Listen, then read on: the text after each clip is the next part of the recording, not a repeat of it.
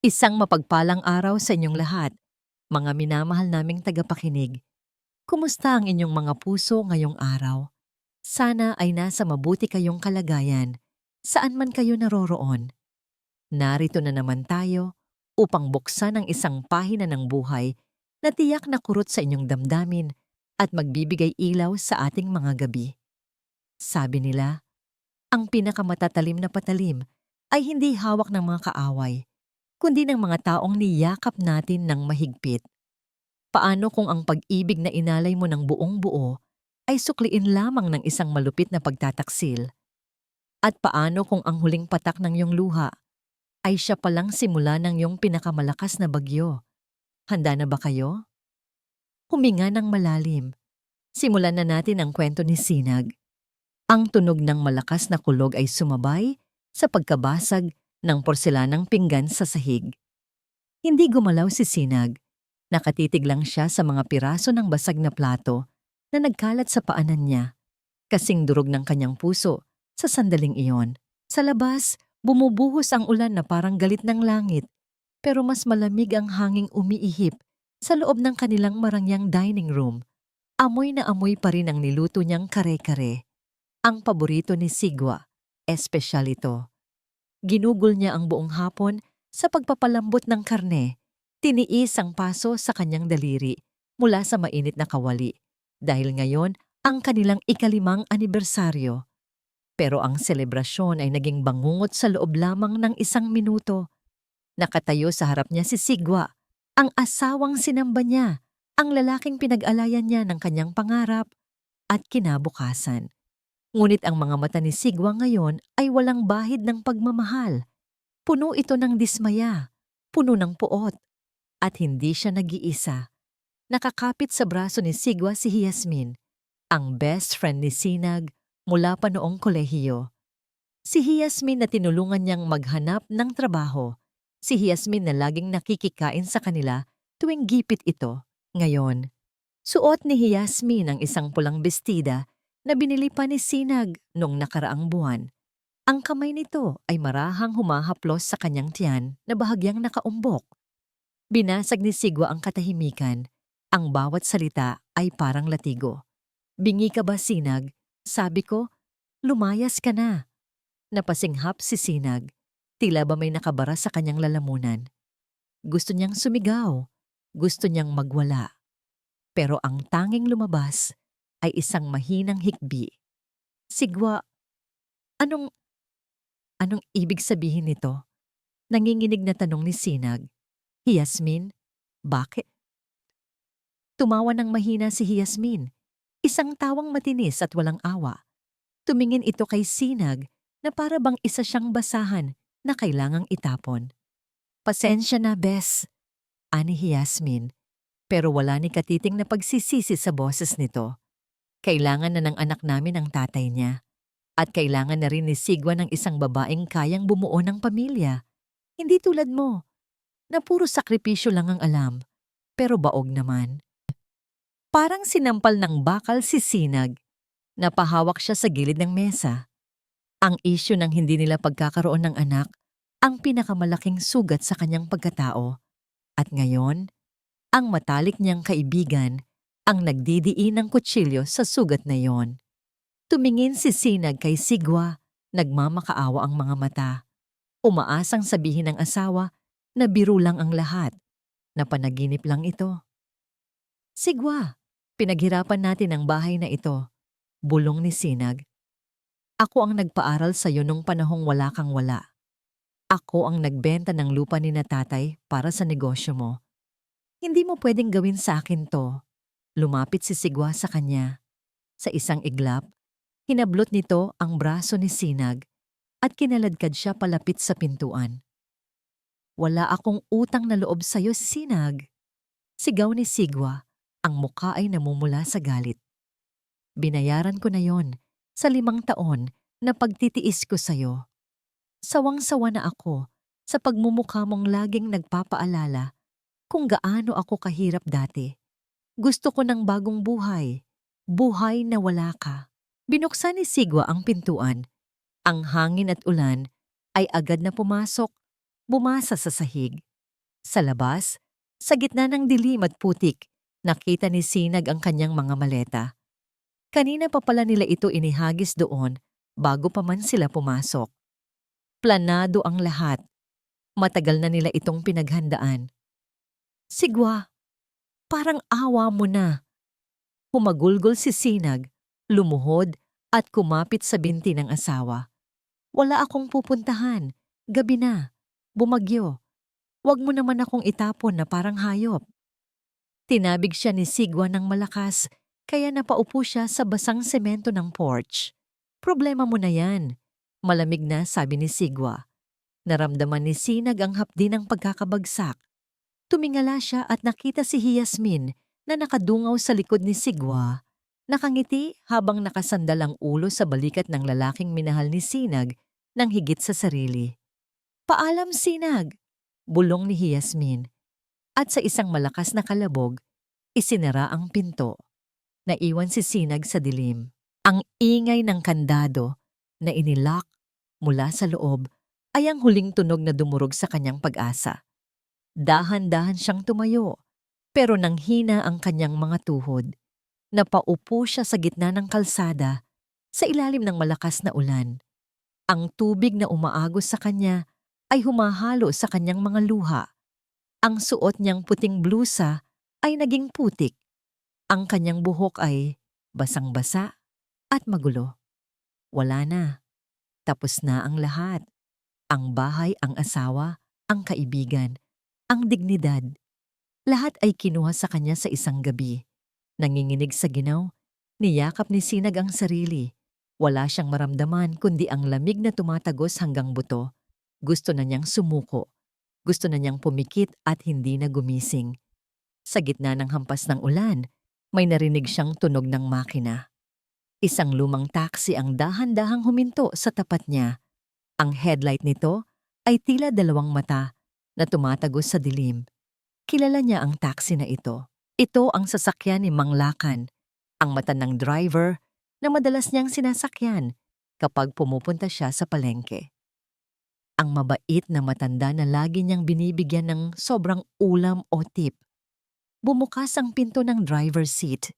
Inaasahan ni Sinag na makikita niya ang luma at gasgas na tsinelas ni Mang Lakan, gaya ng nakasanayan niya. Ngunit hindi tsinelas ang tumapak sa putikan. Isang makintab na itim na sapatos. Balat. Mahal. Pangmayaman. Tumaas ang tingin ni Sinag. Ang pantalon ay hindi kupas na maong, kundi isang dekalidad na slacks na tila hindi tinatablan ng ulan. Bumaba ang lalaki at nagbukas ng payong. Isang malapad at itim na payong. Lumapit ito sa kanya ng may tikas at kapangyarihan na hindi pa niya nakita kailanman kay Mang Lakan. Huminto ang lalaki sa harap niya at inililim siya sa payong. Nawala ang hampas ng ulan sa kanyang mukha. Dahan-dahang nag-angat ng tingin si Sinag, nanginginig, at sinalubong ang mga mata ng matanda. Pero wala na doon ang pagod na tingin ng isang driver.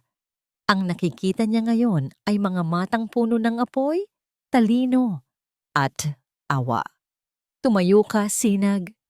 Ang boses nito ay hindi nagaralgal, kundi buo at maautoridad. Inilahad nito ang kamay sa kanya.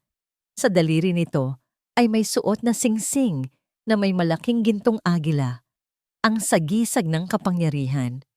Tapos na ang pagiging alipin mo, sabi ng lalaki. Umuwi na tayo, anak. Mabigat ang bawat paghinga ni Don Lakan habang pinapanood niya ang kanyang anak sa rearview mirror. Nakabaluktot si Sinag sa backseat ng taxi, nanginginig pa rin sa ginawa't takot. Ang dating masayahing babae na laging nag-aabot sa kanya ng sobrang pandesal tuwing umaga ay tila isang basag na manika na ngayon. Gusto niyang ihinto ang sasakyan, bumalik sa bahay na yon at pagbabarilin si Sigwa. Gusto niyang sunugin ang lahat ng pag-aari ng lalaking lumapastangan sa kanyang prinsesa.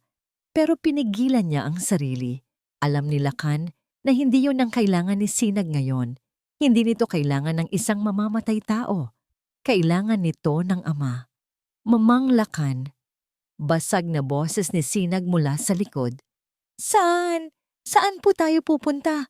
Wala po akong pambayad. Wala akong dala. Sumikip ang dibdib ni Lakan hanggang sa huli. Ang iniisip pa rin ng anak niya ay ang kapakanan ng iba. Huwag kang mag-alala sa bayad, iha. Sagot ni Lakan. Ang boses niya ay hindi na ang garalgal na boses ng matandang driver na nakasanayan ni Sinag. Ito ay Moyandays na sanay mag-utos sa libu-libong empleyado. Ako ang may utang sa'yo. Matagal na. Hindi na umimik si Sinag. Napagod na ito sa kakaiyak at tila nawalan na ng malay dahil sa matinding stress. Ito na ang tamang pagkakataon. Imbis na kumanan papunta sa squatter area kung saan madalas nagpapahatid ang mga pasahero niyang gipit, kumaliwa si Lakan papunta sa highway. Binagtas nila ang daan patungo sa kabundukan ng Antipolo, kung saan nakatayo ang mga mansyon na nakatago sa mata ng publiko. Dumaan sila sa isang dambuhalang gate na bakal. Agad itong bumukas nang makita ang plaka ng taxi. Pagpasok sa loob, tumambad ang isang malawak na hardin na puno ng mga ilaw. Sa gitna nito ay nakatayo ang Hacienda Soriano, isang palasyong bato na nagliliwanag sa gitna ng dilim ng gabi. Huminto ang taxi sa tapat ng grand entrance. Agad na lumapit ang mga nakaunipormeng bodyguard at katulong na may dalang mga payong. Binuksan nila ang pinto ng backseat at maingat na binuhat ang walang malay na si Sinag. Dalhin siya sa master bedroom. Utos ni Lakan habang bumababa ng sasakyan. Tawagin niyo si Dr. Salcedo. Ngayon din. Opo, Don Lakan. Sabay-sabay na sagot ng mga tauhan. Pumasok si Lakan sa loob ng mansyon. Ang sahig na marmol ay umingay sa bawat hakbang ng kanyang sapatos. Tinanggal niya ang suot na lumang jacket na amoy gasolina at ibinigay ito sa isang butler. Sa ilalim nito ay nakasuot siya ng isang puting polo na gawa sa pinakamahaling seda. Hinarap niya ang isang malaking salamin sa hallway. Hinawi niya ang kanyang buhok palikod, tinanggal ang salamin sa mata na walang grado, at pinunasan ng dumi sa kanyang mukha. Wala na si Mang Lakan ang driver. Nagbalik na si Don Lakan Soriano, ang may-ari ng Soriano Diwa Global. Ilang oras ang lumipas. Nagising si Sinag sa isang kama na kasing lambot ng ulap. Ang kwarto ay amoy lavender at mint. Ang mga dingding ay pinalamutian ng mga painting na halatang sinauna at mamahalin. Napaupo siya, lito at takot. Nasaan ako? Bumukas ang pinto. Pumasok si Lakan, pero hindi na ito mukhang driver. Ang tindig nito ay tila isang hari. May dala itong isang tasa ng mainit na tsokolate. Mang Lakan, nanlalaki ang matang tanong ni Sinag. Bakit? Bakit ka nandito? At bakit ganyan ang suot mo? Umupo si Lakan sa gilid ng kama. Ibinaba niya ang tasa at hinawakan ng kamay ni Sinag. Mainit ang palad nito, puno ng sigurado at proteksyon. Hindi Lakan ang buo kong pangalan, Sinag. Panimula niya. Ako si Lakan Soriano at hindi aksidente na naging suki mo ako sa taxi sa loob ng 3 taon. Kumunot ang noo ni Sinag. Hindi ko maintindihan. Iniwan kita noong sanggol ka pa lang sa pangangalaga ng lola mo dahil hinahabol ako ng mga kaaway ng negosyo. Paliwanag ni Lakan, may halong pait sa boses. Nang mamatay ang lola mo, gusto na kitang kunin, pero gusto kong malaman kung anong klaseng tao ang lumaki sa'yo. Tumulo ang luha sa mata ni Lakan. Nagpanggap akong mahirap na driver. Sinubok ko ang pasensya mo. Nakita ko kung paano ka tinatrato ng asawa mo. Nakita ko kung paano ka naghihirap. Pero sa kabila ng lahat, Sinag, ikaw pa ang nagbibigay sa akin ng pagkain. Ikaw pa ang nangungumusta sa akin. Hinaplos ni Lakan ang pisngi ng anak. Pasensya ka na kung natagalan ako bago magpakilala. Gusto kong siguraduhin na matibay ka. Pero kanina, nung makita kitang tinapon sa ulan, napuno na ang salop. Napatulala si Sinag. Ang impormasyon ay masyadong mabigat para iproseso. Siya? Anak ng bilyonaryo? Ang driver na inaabutan niya ng barya ay ang kanyang ama? Bakit ngayon lang? Hikbi ni Sinag. Bakit hinayaan mo akong saktan nila ng ganito? Dahil ang bakal, kailangang dumaan sa apoy bago maging espada. Sagot ni Lakan ng mariin. Kung kinuha kita noong masaya ka pa, hindi mo maiintindihan ang halaga ng kapangyarihan. Pero ngayon, naubos ka na. Wala nang natira sa'yo kundi galit. Tumayo si Lakan at kinuha ang isang makapal na brown envelope sa ibabaw ng mesa. Iniabot niya ito kay Sinag. Ano to? Tanong ni Sinag. Nanginginig ang kamay na tinanggap ang envelope. Hindi yan pera. Seryosong sabi ni Don Lakan. Ang kanyang mata ay nagdilim, tila nagbabadya ng isang malakas na bagyo. Yan ang mga titulo ng lupa, stocks, at mga dokumento na nagpapatunay na ikaw ang nag-iisang tagapagmana ng Soriano Diwa Global. Mas mayaman ka pa sa asawa mong si Sigwa ng 1,000 beses. Tinitigan ni Sinag ang envelope. Naramdaman niya ang bigat nito. Lumapit si Lakan sa kanya at bumulong. Isang bulong na nagpatindig ng balahibo ni Sinag. Ang tanong ko sa iyo ngayon, anak, ngayong nasa iyo na ang kapangyarihan, anong gagawin mo?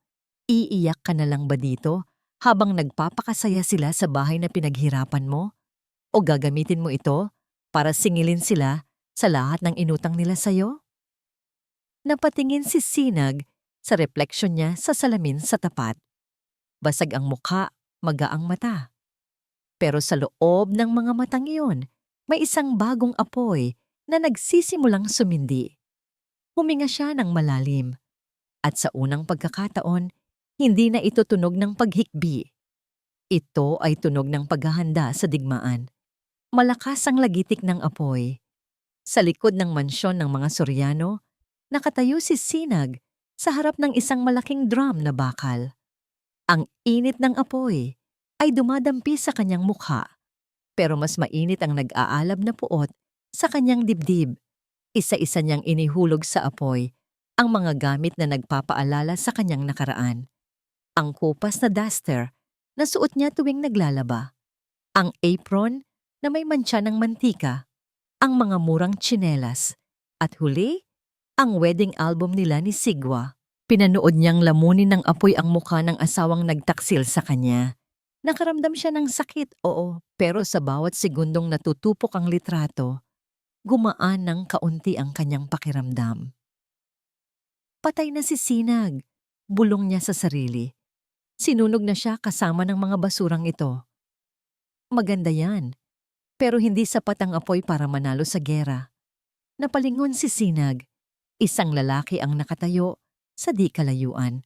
Matangkad, moreno, at may tindig na parang isang sundalo, bagaman nakasuot ito ng pormal na barong. Ang kanyang mga mata ay matalim, tila sinusuri ang bawat galaw ni Sinag.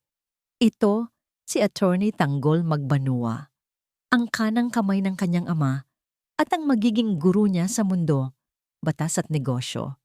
Sino ka? Tanong ni Sinag. Pinahid ang luha sa kanyang pisngi. Lumapit si Tanggol at iniabot ang isang panyo. Ako ang magtuturo sa iyo kung paano gamitin ang espada, binibining Soriano. Dahil sa mundong papasukin mo, hindi luha ang puhunan, kundi utak. Doon nagsimula ang pagbabago.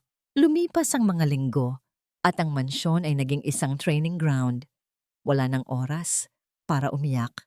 Ang bawat oras ni Sinag ay nakalaan sa pag-aaral. Sa umaga, kasama niya si Nanay Hulma, ang tagapamahala ng mansyon. Tuwid ang likod. Sigaw ni Nanay Hulma habang naglalakad si Sinag na may libro sa ulo. Huwag kang yumuko. Ang reyna hindi tumitingin sa sahig. Tumingin ka ng diretso sa mata ng kausap mo. Ipakita mong hindi ka nila kayang tibagin. Paulit-ulit siyang natitisod. Paulit-ulit siyang napapagalitan. Pero sa bawat pagkakamali, bumabangon siya ng mas mabilis. Natutunan niyang maglakad hindi bilang isang misis na pagod, kundi bilang isang babaeng may kapangyarihan. Sa hapon, nasa library siya kasama si Tanggol.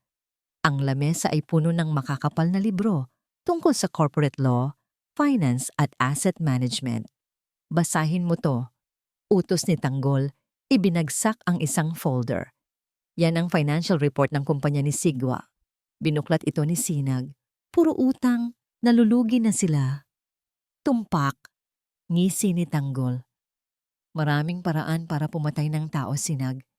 Pwede mo silang barilin at makukulong ka. O pwede mong bilhin ang utang nila at magmamakaawa sila sa iyo habang buhay. Alin ang gusto mo? Napatingin si Sinag kay Tanggol. Sa unang pagkakataon, ngumiti siya.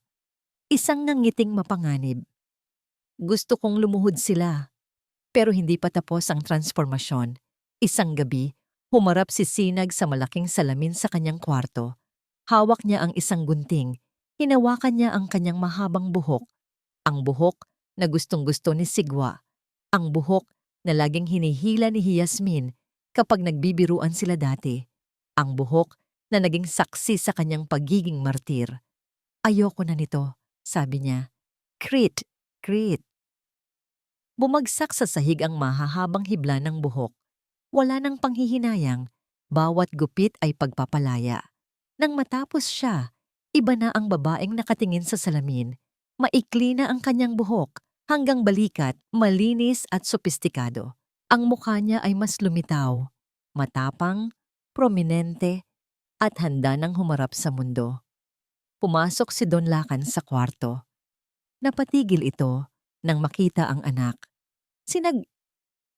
Wala na si Sinag, Papa? Sagot niya habang inaayos ang kwelyo ng kanyang pulang blazer. Ang suot niya ngayon ay hindi na duster, kundi isang tailored suit na nagkakahalaga ng higit pa sa taunang sweldo ng mga empleyado ni Sigwa. Humarap siya sa ama. Ang kanyang tindig ay puno ng kumpiyansa. Ako na si Solana, Solana Soriano, ang bagong CEO ng Soriano Diwa Global.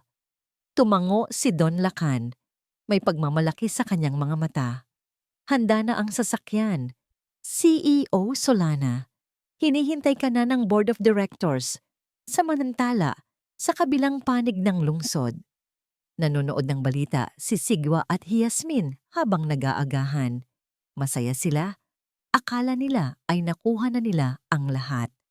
Biglang nag-flash report sa telebisyon. Breaking news! Ang bumabagsak na kumpanya ng Arellano Builders may bagong major investor na. Isang misteryosong kumpanya ang bumili ng lahat ng pagkakautang ni Mr. Victor Sigwa Arellano sa bangko. Nabitawan ni Sigwa ang tinidor niya. Ano? Binili ang utang ko? Sino? Nagpatuloy ang reporter. Ayon sa source, ang naturang utang ay hawak na ngayon ng makapangyarihang Soriano Diwa Global at ang bagong CEO nito ay nagbabadya ng malawakang pagbabago. Namutla si Yasmin. Soriano Diwa, di ba yan ang pinakamayamang kumpanya sa bansa? Sigwa, anong mangyayari sa atin? Sa mansyon ng mga Soriano, pinatay ni Solana ang TV gamit ang remote. Tumingin siya kay Tanggol na nasa tabi niya. Simulan na ang paniningil. Utos ni Solana. Masusunod, ma'am. Sagot ni Tanggol. Ang laro ay nagsisimula pa lang. At sa larong ito, si Solana ang may hawak ng baraha. Namumuo ang malamig na pawis sa noo ni Sigwa habang mahigpit ang hawak niya sa manibela. Traffic. Napakabigat na traffic sa EDSA. Pero mas mabigat ang nararamdaman niya sa kanyang dibdib. Ang balita na binili ng Soriano Diwa Global, ang lahat ng utang ng kanyang kumpanya ay parang hatol ng kamatayan. Kilala ang Soriano Diwa sa pagiging agresibo. Kapag hindi ka nakabayad, lulunukin nila ang kumpanya mo ng buo. Babe, ano ba? Kanina pa tayo dito. Reklamo ni Yasmin mula sa passenger seat. Abala ito sa pag-aayos ng makeup. Late na tayo sa meeting. At saka, ang init ng aircon mo. Di ba sabi ko sa'yo, bumili na tayo ng bagong SUV? Napapikit si Sigwa sa inis. Yasmin, pwede ba? Wag ngayon. Alam mo bang nasa bingit na tayo ng pagkabangkarote? Kung hindi natin makuha ang loob ng bagong CEO na to, mawawala ang lahat. Ang bahay, ang kumpanya, lahat. Inirapan lang siya ni Yasmin. Sus, kayang-kaya mo yan. Ikaw pa? Si Sinag nga nauto mo ng 5 taon eh. Ito pa kayang bagong CEO. Gamitan mo lang ng charm mo. Napabuntong hininga si Sigwa. Sana nga ganun lang kadali iyon. Pagdating nila sa Soriano Diwa Tower, agad silang sinalubong ng karangyaan na hindi nila nakasanayan. Ang lobby ay gawa sa imported na marmol. Ang mga empleyado ay tila mga modelo kung manamit. Sa reception desk, tinitigan sila ng receptionist mula ulo hanggang paa. Mr. Arellano, tanong nito nang walang kangiti-ngiti. Upo muna kayo. Nasa meeting pa si CEO Soriano. Pero may appointment kami ng 2:00 ng hapon. Giit ni Sigwa. 3:00 ng hapon na. Please wait, sir, or you can leave. Mataray na sagot ng receptionist bago ito bumalik sa pagtatype. Wala silang nagawa. Umupo sila sa waiting area. Lumipas ang 1 oras, 2 oras, 3 oras. Gutom na si Yasmin. Sira na ang makeup niya sa inis. Si Sigwa naman ay halos maubos na ang kuko sa kakakagat. Pinaparamdam sa kanila ng kumpanyang ito kung gaano sila kaliit, kung gaano sila kawalang halaga. Palubog na ang araw nang lumabas ang isang matangkad na lalaki mula sa elevator. Si Attorney Tanggol Magbanua. Mr. Arellano? Tawag ni Tanggol. Agad na tumayo si Sigwa. Inayos ang gusot niyang polo. Yes, Attorney. Kanina pa kami naghihintay. Pasensya na. Masyadong busy ang CEO namin sa paglilinis ng mga basura. Makahulugang sabi ni Tanggol, sabay tingin ng masama kay Yasmin. Sumunod kayo. Dinala sila sa pinakataas na palapag, ang penthouse office. Pagbukas ng pinto, bumungad sa kanila ang napakalawak na opisina. Ang dingding ay gawa sa salamin. Kita ang buong skyline ng Maynila na nagliliwanag sa gabi. Amoy mamahaling pabango ang hangin. Sa dulo ng mahabang mesa, may isang swivel chair na nakatalikod sa kanila. Nakaupo doon ang CEO, nakatanaw sa labas. Ma'am Solana, ani Tanggol. Nandito na ang mga may utang. Lumunok si Sigwa, nanginginig ang tuhod niya. Ito na, kailangan niyang magmakaawa. Good evening, Ma'am Soriano. Panimula ni Sigwa, pilit na pinapalambot ang boses. Ako po si Victor Sigwa Arellano. Ito po ang fiancé ko, si Yasmin. Nandito po kami para humingi ng konting palugit sa... Palugit?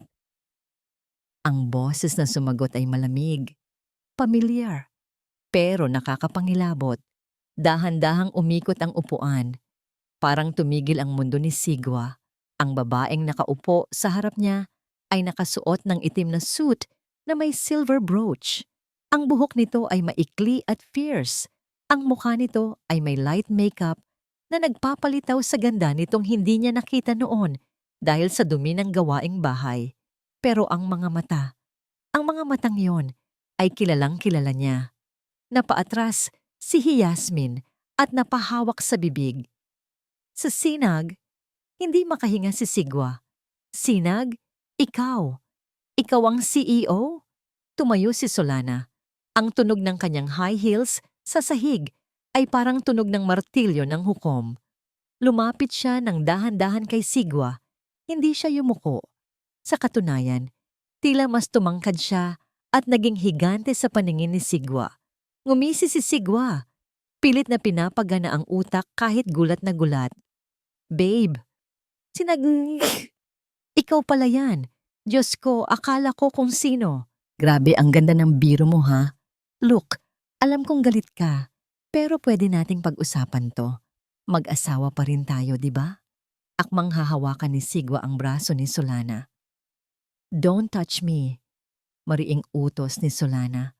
Ang boses ay may awtoridad na nagpatigil sa kamay ni Sigwa sa ere. Huwag mong dumidumihan ang opisina ko, Mr. Arellano. Pero asawa mo ako? Asawa? Tumawa ng mahina si Solana, isang tawang walang saya. Ang asawa mo? Iniwan mo sa labas ng bahay habang bumabagyo, di ba? Ang asawa mo, pinalitan mo ng babaeng mukhang pera. Tumingin si Solana kay Yasmin na nanginginig sa takot sa isang sulok. Pagkatapos ay binalik niya ang tingin kay Sigwa na ngayon ay namumutla na. Nagkakamali kayo ng kilala, sabi ni Solana, at ang bawat salita ay tumutusok. Patay na si Sinag. Ang kaharap niyo ngayon ay si Solana, ang may-ari ng buhay niyo. Lumapit si Solana sa mukha ni Sigwa at bumulong. Sabi mo noon, basura ako sa paningin mo, di ba? Pwes makinig ka, Ig. Ang basura, tinatapon. Pero ako ang gintong bibili sa pagkatao mo hanggang sa wala nang matira sa'yo. Mabilis ang paghakbang ni attorney. Tanggol magbanua palabas ng Soriano Diwa Tower. Ang gabi ay malalim na, pero mas madilim ang planong kailangan niyang isakatuparan. Sa kanyang bulsa, ramdam niya ang bigat ng isang recorder na naka-on. Sa parking lot, naabutan niya si Sigwa at Yasmin. Nag-aaway ang dalawa sa tapat ng kotse. Sigawan, sumbatan. Ang dating perfect couple ay nagkakagulo na dahil lang sa unang bugso ng problema. Napangisi si Tanggol, mahihina. Inayos niya ang kanyang kurbata at huminga ng malalim. Ito ang pinakamahirap na parte ng trabaho niya, ang magpanggap na demonyo para mahuli ang totoong Satanas. Mr. Arellano, tawag ni Tanggol. Ang boses niya ay kalmado, businesslike, ibang-iba sa tono ng pang-aalipusta niya kanina sa opisina. Napalingon si Sigwa, bakas ang gulat at galit sa mukha. Ikaw, anong kailangan mo? Nandito ka ba para ipamukha sa akin na talo na ako? Sabihin mo sa amo mong si Solana na hindi pa tapos ang laban. Relax pare, sagot ni Tanggol. Sabay abot ng isang sigarilyo. Wala ako dito bilang abogado ni Solana. Nandito ako bilang isang negosyante. Kumunot ang noo ni Sigwa pero tinanggap ang sigarilyo. Anong ibig mong sabihin? Sumandal si Tanggol sa kanyang sasakyan. Kampante. Alam nating lahat na emosyonal si Solana. Babae eh. Pagsisinungaling ni Tanggol. Kahit na sa loob-loob niya ay gusto niyang suntukin ang sarili sa paggamit ng ganong rason. Gusto kanyang pulbusin dahil sa galit. Pero ako, gusto ko ng pera. Nagkatinginan si Sigwa at Yasmin. Nabuhayan ng loob si Yasmin.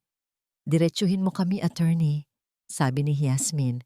Lumapit ng konti gamit ang kanyang mapang-akit na boses. Simple lang, ani Tanggol. Alam kong may mga hidden assets kayo na hindi pa nakikita ng audit team ng Soriano Diwa. Mga accounts sa ibang bansa. Mga properties na nakapangalan sa dummies. Namutla si Sigwa. Paano mo nalaman yan? Ako ang abogado, Sigwa. Trabaho kong malaman ang lahat. Ngumisi si Tanggol. Ganito ang deal. Tutulungan ko kayong itago ang mga yan mula kay Solana. Bibigyan ko kayo ng legal loopholes para hindi makuha ng kumpanya ang lahat. Pero ano? Atat na tanong ni Sigwa. Gusto ko ng 40% ng lahat ng maililigtas ko. Napamura si Sigwa. 40%? Ginto ka ba? Take it or leave it. Kibit balikat ni Tanggol. O baka gusto mong hayaan na lang na kunin ni Solana ang 100% at ipakulong ka pa? Natahimik si Sigwa. Wala siyang choice. Desperado na siya. Sige. Labas sa ilong na sagot ni Sigwa. Inilahad niya ang kamay. Deal. Inabot ni Tanggol ang kamay ni Sigwa. Sa sandaling nagdikit ang kanilang mga palad, naramdaman ni Tanggol ang dumi. Gusto niyang maghugas ng kamay gamit ang asido. Good choice, sabi ni Tanggol. Magkita tayo bukas sa opisina ko. Ipadala mo sa akin ang listahan ng lahat ng hidden bank accounts mo ngayong gabi para ma-secure ko agad. Padadala ko, sagot ni Sigwa, tila nabunutan ng tinik. Sumakay na sina Sigwa at Yasmin sa kotse at humarurot paalis. Naiwan si Tanggol sa parking lot. Agad niyang kinuha ang panyo at pinunasan ng kamay na humawak kay Sigwa. Tumingala siya sa penthouse ng building. Mula sa malaking bintana sa itaas, nakita niya ang anino ni Solana. Nakatayo ito, nakatingin sa kanya. Kahit malayo, ramdam ni Tanggol ang bigat ng tingin nito. Alam niyang nakita ni Solana ang pakikipagkamay niya sa kaaway. Hindi alam ni Solana ang parteng ito ng plano. Alam ni Don Lacan, pero sinadya nilang ilihim ito kay Solana dahil alam nilang masyadong matuwid ang puso nito. Hindi papayag si Solana sa maduming laro. Patawarin mo ako, Ma'am Solana, bulong ni Tanggol sa hangin. Kailangan kong maging traidor sa paningin mo para maging bayani sa gera mo.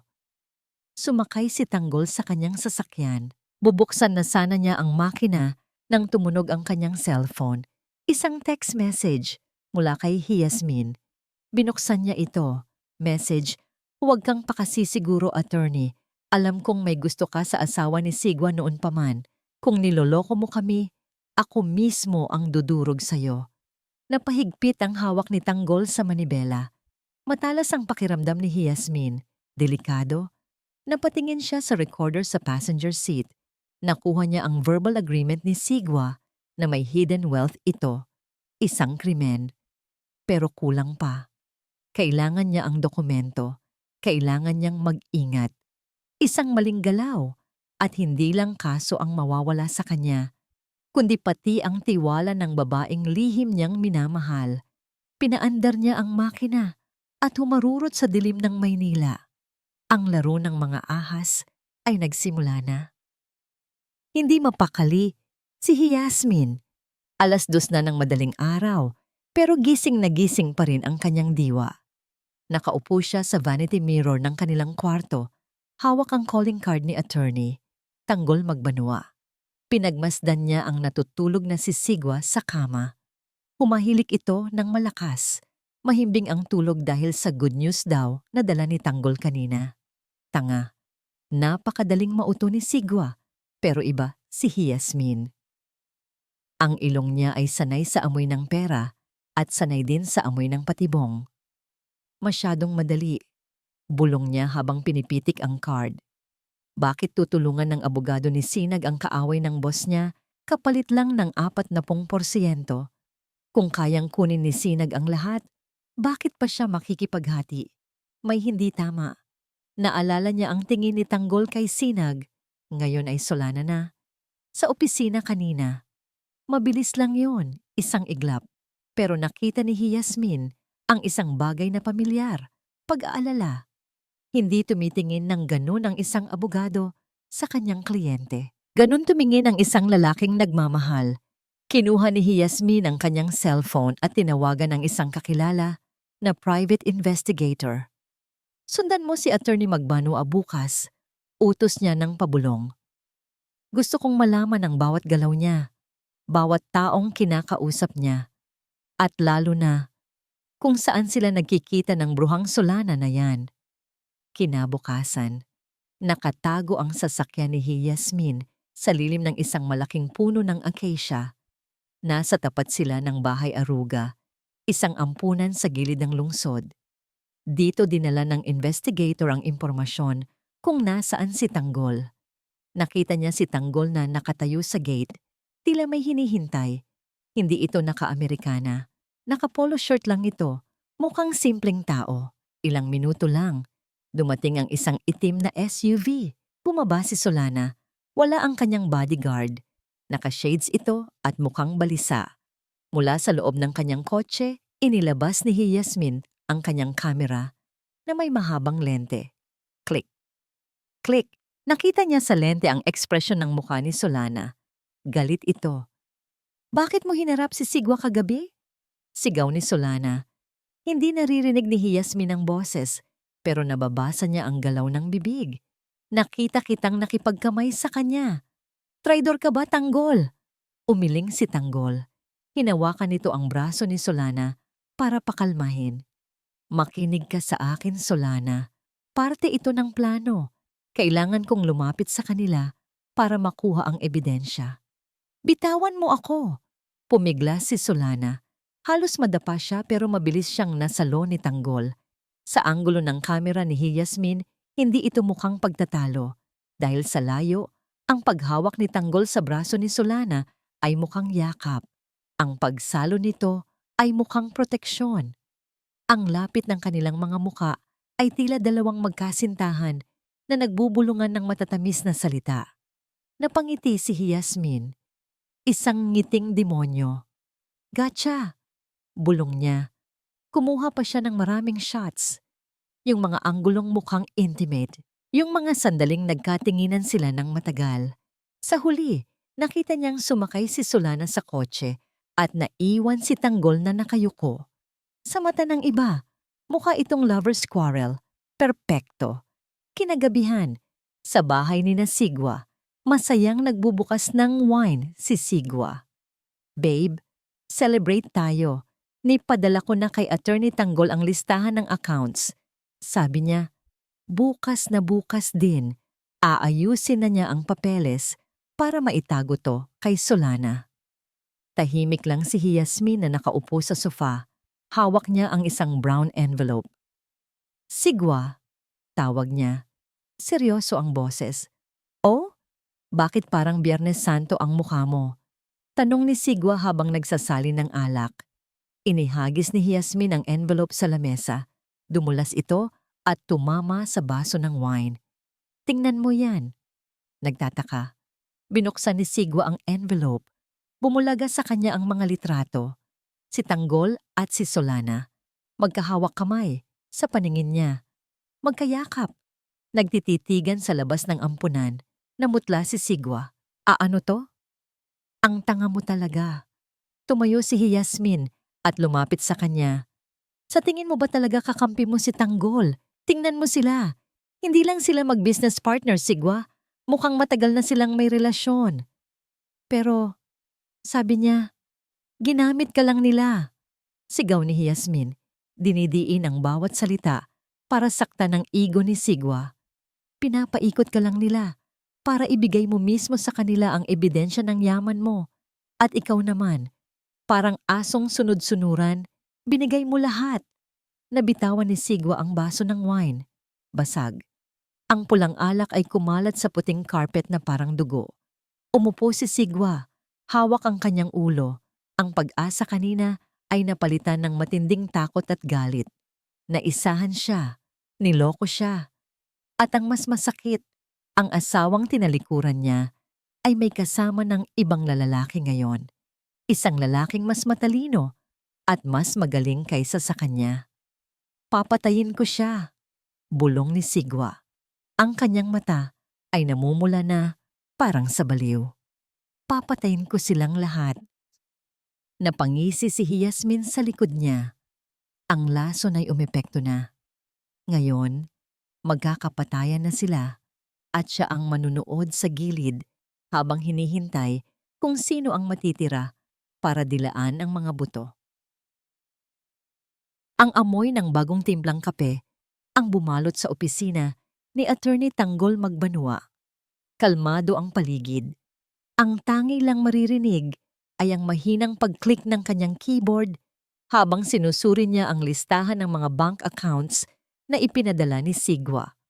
Bawat numero, bawat pangalan ng bangko ay isang pako na unti-unting dididiin sa kabaong ng Arellano Builders. Got you! Bulong ni Tanggol habang inisave ang file sa isang encrypted USB. Ito na ang huling ebidensya na kailangan nila para sa kasong economic sabotage at money laundering. Blag! Isang malakas na sipa ang sumira sa pinto ng kanyang opisina. Pumasok si Sigwa na parang isang torong sinugod. Ang mga mata nito ay nanlilisik sa galit. Ang ugat sa kanyang leeg ay halos pumutok. Sa likod nito, nakatayo si Yasmin, may ngiti ng tagumpay sa kanyang mga labi. Agad na tumayo ang sekretarya ni Tanggol. Sir Sigwa, bawal po kayong pumasok ng... Tumabi ka! Sigaw ni Sigwa sabay tulak sa babae. Hindi na tinag si Tanggol. Dahan-dahan siyang tumayo mula sa kanyang upuan. Tila inaasahan na ang pagdating nila. Maagang bisita, sabi ni Tanggol. Kumuha ng isa pang tasa. Gusto niyo ng kape? Huwag mo akong daanin sa ganyan, traidor ka, sigaw ni Sigwa. Mabilis siyang lumapit at sinunggaban ng kwelyo ni Tanggol. Akala mo maluloko mo ako? Nakita ko kayo ni Solana. Matagal niyo na pala akong pinaglalaruan. Hindi pumalag si Tanggol. Tinitigan niya lang si Sigwa ng diretso sa mata. Ano bang pinagsasasabi mo? Ito. Inihagis ni Sigwa ang mga litrato sa lamesa. Habang ako nagtitiwala sa'yo, kayo naman pala ay naglalandian sa likod ko. Ibinigay ko sa'yo ang lahat ng impormasyon. Hayop ka. Sinuntok ni Sigwa si Tanggol sa mukha. Napahiga si Tanggol sa sahig. Tumama ang gilid ng kanyang labi sa paa ng lamesa. Naramdaman niya ang lasa ng dugo. Sigwa, tama na. Sigaw ni Yasmin. Pero halata sa boses na nag-e-enjoy ito sa nangyayari. Hindi! Umakyat ang galit sa ulo ni Sigwa. Dumukot siya ng isang bagay mula sa kanyang likuran. Isang baril. Itinutok niya ito sa noo ni Tanggol. Ngayon, sabihin mo sa akin. Nanginginig ang boses ni Sigwa sa galit. Nasaan ang listahan? Ibalik mo sa akin lahat o papuputukin ko ang bungo mo dito. Napangisi si Yasmin. Ito na ang hinihintay niya. Katapusan na ni Tanggol. Pero imbis na matakot, dahan-dahang tumawa si Tanggol habang nakahiga sa sahig. Isang tawang mahina, pero puno ng pangaasar. Bakit ka tumatawa, demonyo ka? Nakakatawa ka kasi, Sigwa, sabi ni Tanggol.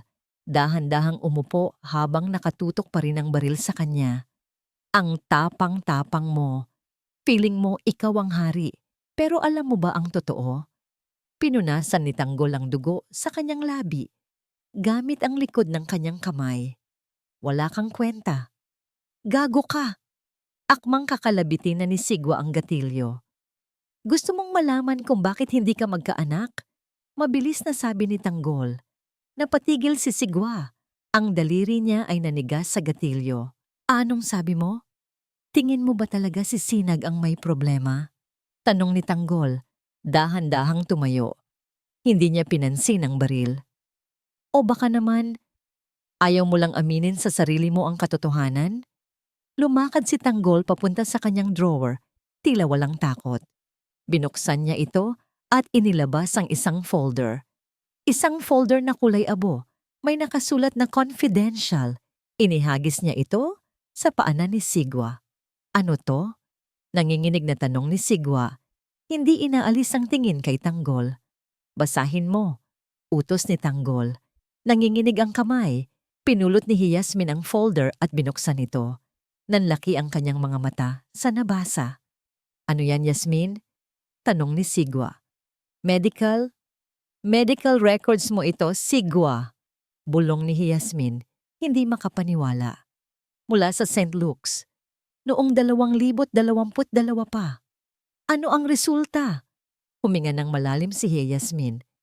Ang resulta, sabi dito, azoospermia, 0 sperm count, baog ka, Sigwa, hindi ka pwedeng magkaanak. Parang bombang sumabog ang katotohanan sa loob ng opisina. Binitawan ni Sigwa ang baril, kalabog. Napatingin siya kay Yasmin. Pagkatapos ay sa tiyan nito. Kung baog siya, kung hindi siya pwedeng magkaanak. Kaninong anak yang dinadala mo? Basag ang boses ni Sigwa. Namutla si Yasmin. Nahuli na siya. Sa Sigwa, magpapaliwanag ako. Kanino? Umalingaw-ngaw ang sigaw ni Sigwa sa buong building. Ang lalaking kanina ay parang torong galit. Ngayon ay parang isang batang nawawala. Ang buong mundo niya ay gumuho sa isang iglap. Ang babaeng ipinagpalit niya sa kanyang asawa ay isang manloloko. Ang dahilan ng kanyang pagiging hari ay isang malaking kasinungalingan. Itinapon niya ang lahat para sa isang bagay na hindi naman totoo. Napatingin si Sigwa kay Tanggol na ngayon ay kalmadong nakatayo sa isang sulok. Pinapanood ang pagguho ng kanyang mundo. Naintindihan na niya. Hindi lang pera ang habol ni Solana. Gusto nitong sirain ang lahat ng bagay na mahalaga sa kanya. At nagtagumpay ito. Hindi na alam ni Sigwa ang gagawin. Ang isip niya ay naghalo-halo na sa galit, sakit, at kahihiyan. May isang bagay na lang siyang gustong gawin. Dinampot niya ang isang matulis na letter opener sa lamesa. Yasmin, Mag-usap tayo, sabi niya.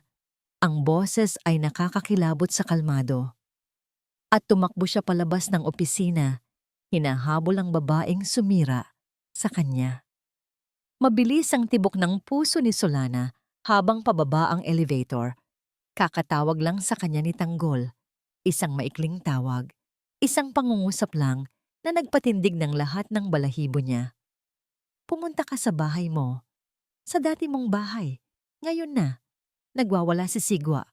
Alam niyang delikado. Sinabi ng utak niya na hayaan na lang sila. Hayaan silang magpatayan. Problema nila yan. Bahagi ito ng plano. Pero may isang bahagi sa puso niya. Ang maliit na piraso na naiwan mula sa dating sinag na hindi mapakali. Hindi dahil nag-aalala siya kay Sigwa o kay Yasmin, kundi dahil ayaw niyang may mamatay dahil sa kanya. Ang paghihiganti niya ay tungkol sa hustisya, hindi sa pagdanak ng dugo. Pagdating niya sa subdivision, agad niyang nakita ang gulo. May 2 police car na nakaparada sa tapat ng bahay nila. Ang mga kapitbahay ay nasa labas, nag-uusyoso. Tumakbo siya papasok ng gate. Sinalubong siya ng mga pulis. "Ma'am, bawal po kayong pumasok. May hostage situation po sa loob," sabi ng isang pulis. "Asawa ko po ang nasa loob." Pagsisinungaling ni Solana. "Ako si Sinag Arellano. Kailangan kong pumasok. Ako lang ang makakapagpakalma sa kanya." Nag-alinlangan ng mga pulis, pero dahil sa desperasyon sa mukha ni Solana, pinapasok nila ito. Pagbukas ng pinto, bumungad sa kanya ang isang eksenang parang sa pelikula. Ang lahat ng mamahaling gamit ay wasak.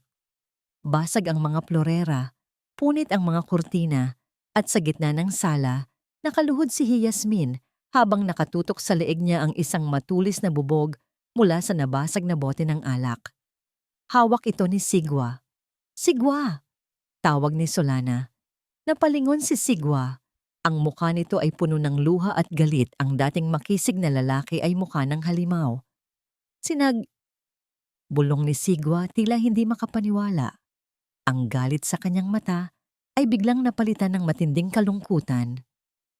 Bakit? Bakit ka nagpakita?" tanong ni Sigwa. Ang boses ay basag. "Dapat masaya ka na, di ba? Ito ang gusto mo, di ba? Ang makita akong miserable." "Hindi ito ang gusto ko, Sigwa," mahinahon na sagot ni Solana. Dahan-dahang lumalapit. "Bitawan mo siya. Huwag mong dungisan ang kamay mo para sa isang babaeng hindi karapat-dapat." "Hindi karapat-dapat?" Tumawa si Sigwa. Isang tawang puno ng kabaluan. "Pareho lang kayo. Pareho kayong manloloko. Siya niloko ako sa anak. Ikaw. Ikaw, Sinag. Niloko mo ako sa lahat." Tumingin siya kay Solana. Ang mga mata ay puno ng hinanakit. "Ang ganda mo ngayon. Mukha kang reyna. Pero alam mo, mas gusto ko pa yung sinag na amoy bawang at pawis. Kasi yung sinag na yon, totoo.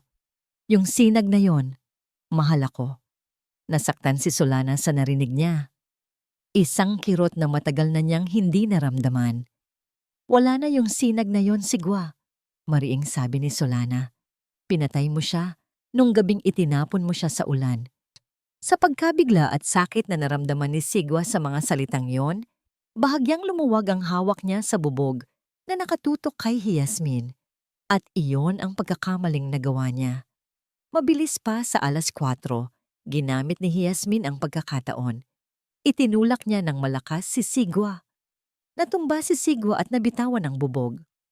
Sa sahig, malapit sa paanan ni Solana, ay may isang baril na nahulog mula sa pulis kanina sa pagpasok. Sinunggaban ito ni Yasmin. Napatayo siya, hindi na umiiyak. Ang mukha niya ngayon ay puno ng purong galit at desperasyon. Itinutok niya ang baril, hindi kay Sigwa, kundi diretso kay Solana. "Tapos na ang drama niyo," sigaw ni Yasmin. Nanginginig ang kamay na may hawak ng baril. "Kung mawawala sa akin ang lahat, kung babagsak ako, isasama kita sa impyerno, Sinag." Ang lahat ay nangyari ng napakabilis. Ang sigaw ng mga pulis sa labas. Ang pag-iling ni Sigwa na sumisigaw ng huwag. ang malamig na dulo ng baril na nakatutok sa puso ni Solana. Pumikit si Solana. Ito na ba ang katapusan? Pagkatapos ng lahat ng pinaghirapan niya, dito lang ba ito magtatapos? Sa sahig ng bahay na minsan niyang tinawag na tahanan, bang! Isang malakas na putok ang umalingaw-ngaw sa buong kabahayan. Pero wala siyang naramdamang sakit. Dahan-dahan niyang iminulat ang kanyang mga mata.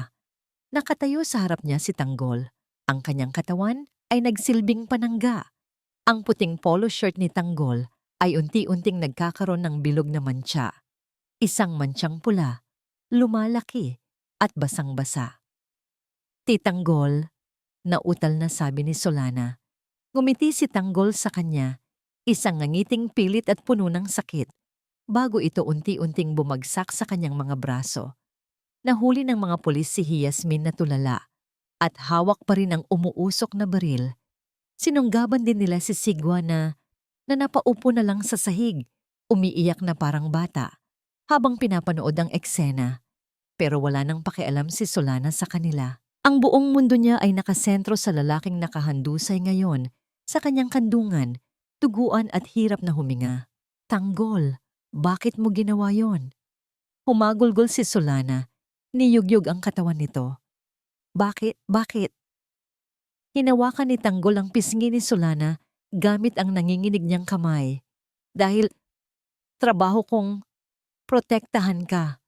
Hirap na sabi ni Tanggol, hindi lang bilang abogado mo. Pumikit siya ng mariin. Mahal kita, Solana. At kasabay ng mga salitang iyon, nawalan ito ng malay. Tanggol. Ang sigaw ni Solana ay puno ng sakit at takot. Isang sigaw na mas malakas pa sa kulog ng bagyong minsan nang sumira sa kanyang buhay. Tanggol madilim. Yan ang unang salitang pumasok sa isip ni Tanggol, isang kadilimang malamig at payapa. Walang sakit, walang ingay, tanging katahimikan. Gusto niyang manatili dito. Pagod na siya. Pero sa gitna ng kadiliman, may isang imahe na unti-unting nabubuo. Isang babaeng nakangiti habang nag-aabot ng isang supot ng mainit na pandesal. Ang buhok nito ay mahaba at nakatali lang ng simple. Ang kanyang damit ay luma pero malinis. Ang kanyang mga mata ay nangungusap ng kabutihan. Kain po muna kayo, Manglakan, sabi ng babae sa matandang driver. Mukhang puyat po kayo. Si Sinag. Iyon ang unang beses na nakita ni Tanggol si Sinag. Hindi personal. Nakatago lang siya sa loob ng isang itim na van, pinagmamasdan ng prinsesa sa utos ni Don Lacan. 3 taon. 3 taon niyang binantayan sa malayo ang bawat galaw ni Sinag. Nakita niya kung paano ito magtiis, kung paano ito umiyak ng palihim kapag nasisigawan ni Sigwa, kung paano ito nagtitinda ng kakanin para lang may maipambili ng gamot ng asawa. Sa bawat araw na lumipas, ang trabaho niya ay unti-unting naging personal. Ang paghanga ay naging respeto. Ang respeto ay naging pag-ibig. Isang pag-ibig na tahimik at imposible. Biglang nagbago ang imahe. Nasa library na sila. Si Sinag, na ngayon ay Solana na, ay nakakunot ang noo habang binabasa ang isang makapal na libro ng batas. Maikli na ang buhok nito. Matapang na ang tindig. Pero sa mga mata nito, nakikita pa rin ni Tanggol ang bakas ng sakit. Hindi ko maintindihan tong torts and damages attorney. Reklamo nito. Sabay hagis ng libro sa mesa. Ngumiti lang si Tanggol. Okay lang yan. Akong bahala sa damages. Ang kailangan mo lang gawin ay manalo. Tumingin ito sa kanya.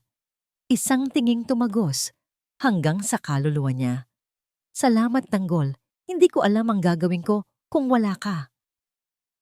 Ang mga salitang yon, paulit-ulit na tumatakbo sa isip niya. Iyon lang ang kailangan niya. Iyon ang gasolinang nagpatakbo sa kanya sa gitna ng lahat ng panganib. Biglang bumalik ang sakit. Isang matinding kirot sa kanyang dibdib, parang pinupunit. Narinig niya ang mga boses, malalayo, pero papalapit. Clear! Isang malakas na puwersa ang yumanig sa kanyang buong katawan. Again! Clear! Muli, pakiramdam niya ay tinatamaan siya ng kidlat. Gusto niyang sumigaw pero walang boses na lumalabas. Gusto niyang imulat ang mata pero masyadong mabigat. At narinig niya ang boses na pinakamahalaga sa lahat. Isang boses na humahagulgol. Tanggol, lumaban ka. Parang awa mo na. Huwag mo akong iwan. Hindi ko kaya ng mag-isa. Huwag mo akong iwan. Si Solana, kailangan niyang bumalik. Hindi niya pwedeng iwan si Solana. Hindi ngayon na malaya na ito. Hindi ngayon na kailangan siya nito. Pinilit niyang labanan ang kadiliman. Ipinuniin niya ang lahat ng natitira niyang lakas. Isang hininga. Ang ingay ng heart monitor ay naging isang diretsong linya. Babe, sa labas ng operating room, napayakap si Solana kay Don Lacan. Ang babaeng CEO na kayang magpatumba ng mga kumpanya ay humahagulgol na parang isang batang natatakot maiwan. Wala na siya, Papa. Iyak ni Solana. Nawala siya dahil sa akin. Ang tagumpay ko ay may bahid ng dugo niya. Hinaplos ni Don Lacan ang likod ng anak. Hindi pa tapos ang laban, anak. Hindi pa. Lumabas ang doktor mula sa pinto. Ang mukha nito ay pagod at seryoso. Dahan-dahan itong nagtanggal ng face mask. Doc, kumusta po siya? Nanginginig na tanong ni Solana. Tumingin ang doktor kay Solana. Pagkatapos ay sa sahig, huminga ito ng malalim. I'm sorry, Mrs. Soriano. Napapikit si Solana. Ito na, ang hatol. Ginawa namin ang lahat ng aming makakaya. Bumagsak ang mundo ni Solana. Ang lahat ng lakas na inipon niya sa loob ng ilang buwan ay biglang naglaho. Napaluhod siya sa malamig na sahig ng ospital. Nakuha na niya ang hustisya. Natalo na niya ang mga kaaway niya. Pero sa anong halaga? Nawala sa kanya ang nag-iisang taong nagparamdam sa kanya na hindi siya nag-iisa sa gitna ng digmaan. All is lost. Talo siya. Lumipas ang isang linggo. Isang linggong nabalot ng katahimikan at pagluluksa ang mansyon ng mga Soriano. Si Solana ay palaging nasa balkonahe ng kanyang kwarto, nakatanaw sa malayo. Ang apoy sa kanyang mga mata ay napalitan ng walang katapusang lungkot. Nakuha na niya ang lahat ng gusto niya. Nakakulong na si Yasmin, nahaharap sa kasong frustrated homicide. Si Sigwa naman ay sumuko at inamin ang lahat ng kanyang krimen sa pagnanakaw sa kumpanya. Tila isang paraan ng pagsisisi. Wasak na sila. Panalo na si Solana. Pero ang pakiramdam ay hindi tagumpay. Ito ay pagkatalo. Isang hapon, nilapitan siya ni Don Lacan. May dala itong isang tasa ng tsa. Anak, mahinang sabi ni Don Lacan, kailangan mo nang bumangon. Hinihintay ka ng kumpanya. Para saan pa, Papa? Mapait na sagot ni Solana. Pinatumba ko sila, pero nawala naman sa akin ang taong pinakamahalaga. Sigurado ka bang nawala siya? Napatingin si Solana sa ama. Nagtataka. Ngumiti si Don Lacan. Sinabi ng doktor na ginawa nila ang lahat, hindi ba? Hindi niya sinabing nabigo sila. Kumunot ang noo ni Solana. Anong ibig mong sabihin? Ang ibig kong sabihin, anak, ay may bisita ka. Lumingon si Solana sa likod niya. At doon, sa may pintuan ng balkonahe, nakatayo si Tanggol. Nakatungkod ito at may benda pa sa dibdib. Pero buhay. Nakangiti ito sa kanya. Hindi makapagsalita si Solana. Tumulo ang mga luha sa kanyang mga mata. Hindi na luha ng pighati, kundi luha ng hindi maipaliwanag na saya. Tumakbo siya at niyakap ito ng mahigpit, maingat na hindi tamaan ng sugat. Buhay ka. Paulit-ulit na bulong ni Solana. Akala ko. Hindi kita pwedeng iwan. Bulong ni Tanggol pabalik. Sabi ko sa'yo, poprotektahan kita. At kasama doon ang hindi pag-iwan sa'yo. Ilang buwan ang lumipas. Naging mabilis ang takbo ng hustisya. Dahil sa mga ebidensyang nakalap ni Tanggol, nahatulan si Sigwa ng mahabang pagkabilanggo para sa economic sabotage. Si Yasmin naman ay nahatulan din sa pananaksak at pagbaril. Sa loob ng kulungan, nawala ang lahat ng ganda at karangyaan na minsan niyang ipinagmalaki. Isang araw, dinalaw ni Solana si Sigwa sa bilangguan. Huling beses na. "Pinapatawad na kita, Sigwa," sabi ni Solana mula sa likod ng salamin. Napatingala si Sigwa, ang dating aroganteng lalaki ay mukha ng matanda at pagod. "Bakit? Pagkatapos ng lahat ng ginawa ko sa'yo?" "Pinapatawad kita, hindi para sa'yo, kundi para sa akin," sagot ni Solana. "Para tuluyan na akong makalaya sa nakaraan. Salamat sa'yo, natagpuan ko ang tunay kong lakas." Iniwan niya sa mesa ang isang annulment paper na pirmado na. Tumalikod siya at naglakad palayo. Hindi na lumingon pa. Epilogue. Ang araw ay palubog na sa Manila Bay. Ang kulay kahel na sinag ng araw ay humahalik sa mukha ni Solana. Nakatayo siya sa dalampasigan, sa mismong lugar kung saan minsan ay halos malunod siya sa sarili niyang mga luha. Pero ngayon, payapa na ang alon, kasing payapa ng kanyang puso. Lumapit sa kanya si Tanggol. Wala na itong tungkod. Magaling na ang kanyang sugat. "Malalim ang iniisip mo," sabi ni Tanggol. Ngumiti si Solana. "Iniisip ko lang kung gaano kabilis magbago ang lahat. Dati, ang yaman para sa akin ay ang bahay, ang kotse, ang pera. Iyon pala, ang tunay na yaman ay kapayapaan." Tumingin siya kay Tanggol. At pagmamahal. Lumuhod si Tanggol sa kanyang harapan. Walang singsing na diamante. Walang mamahaling regalo. Kumuha lang siya ng isang piraso ng damo sa buhanginan at maingat itong hinabi para maging isang maliit na singsing. "Hindi ko maipapangako sa iyo ang isang buhay na walang bagyo, Solana," seryosong sabi ni Tanggol. "Pero ipinapangako ko, sa bawat unos na darating, ako ang magiging pader mo. Ako ang magiging payong mo. Hinding-hindi ka na muling mag-iisa sa gitna ng ulan." "Will you marry me, Solana Soriano?" Tumulo ang luha ni Solana. Pero sa pagkakataong ito ang pinakamatamis na luhang pumatak mula sa kanyang mga mata. "Oo, Tanggol," sagot niya. "Yes, I will marry you." Isinuot ni Tanggol ang singsing na damo sa kanyang daliri. Simpleng-simple, pero para kay Solana, mas kumikinang pa ito kaysa sa lahat ng ginto at diamante sa buong mundo. Dahil ang tunay na yaman ay hindi nasusukat sa material na bagay, kundi sa pagmamahal na kayang bumuo sa iyo muli, pagkatapos kang durugin ng mundo. At dito nagtatapos ang kwento ni Sinag na naging si Solana. Isang kwentong nagpatunay na ang pinakamatinding sakit ay maaring maging simula ng ating pinakamalaking tagumpay. Ang aral na iniiwan sa atin ng kanyang paglalakbay ay simple lang po. Ang pagpapatawad ay hindi tanda ng kahinaan, kundi ng katatagan. At ang tunay na halaga natin ay hindi nakikita sa dami ng ating pera, kundi sa tibay ng ating puso at sa kalinisan ng ating pagkatao. Maraming pong salamat sa inyong walang sawang pagsubaybay sa kwentong ito. Lubos po kaming nagagalak na nakasama namin kayo hanggang sa huli.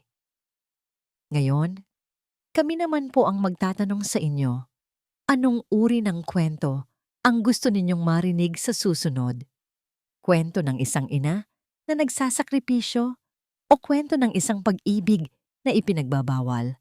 I-comment nyo lang po sa ibaba at sisikapin naming bigyang buhay ang inyong mga hiling. Hindi dito nagtatapos ang ating paglalakbay. Marami pa pong kwentong kasing ganda at mas puno ng aral dito sa aming channel. Kung nagustuhan nyo ang kwentong ito, i-like, i-share sa pamilya at mga kaibigan at mag-subscribe na rin para lagi kayong updated sa mga susunod pa naming kwento. I-click nyo ang notification bell para kayo ang unang makarinig kapag may bago kaming upload. Pagpalain po kayo ng Panginoon, kayo at ang inyong buong pamilya. Hanggang sa muli.